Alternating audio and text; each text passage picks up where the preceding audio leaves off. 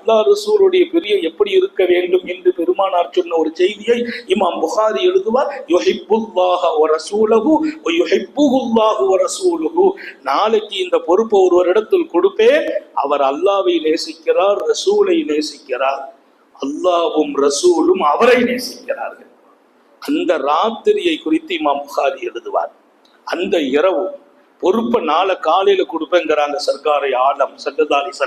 அந்த இரவு எப்படி இருந்தது என்று இமாம் புகாரி எழுதுவார். சஹாபிகள் அத்தனை பேரும் படுத்திருந்தார்கள். உடல் பூமியில் இருந்தது, கண்கள் எல்லாம் மூடி இருந்தது, கல்வெல்லாம் உறங்கவில்லை. அவர்கள் சிந்தித்துக் கொண்டிருந்தார்கள், நான் அல்லாஹ்வை நேசிக்கிறேன், ரசூலை நேசிக்கிறேன், அல்லாஹ்வும் ரசூலும் எங்களை நேசிக்கிறார்களா, அந்த இடத்துல என் பேர் இருக்குமா என்று எல்லோரும் யோசித்தார்கள். ஒவ்வொருவர்களின் இரவும் தூக்கம் இன்மையால் கழிந்தது.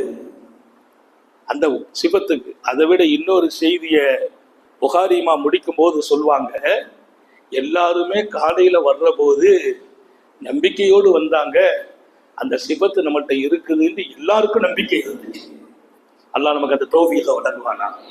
அல்லாஹ்வையும் ரசூலையும் அவர் நேசிக்கிறார், அல்லாஹ்வும் ரசூலும் அவரை நேசிக்கிறார்கள். அவருக்கு தான் இந்த கொடி என்கிறார்கள். மறுநாள் காலையில் கொடுக்கப்பட்ட இடம் நமக்கு தெரியும். இங்கே நான் சொல்ல வந்த செய்தி, நேசம் ரெண்டு பக்கம் இருந்தது.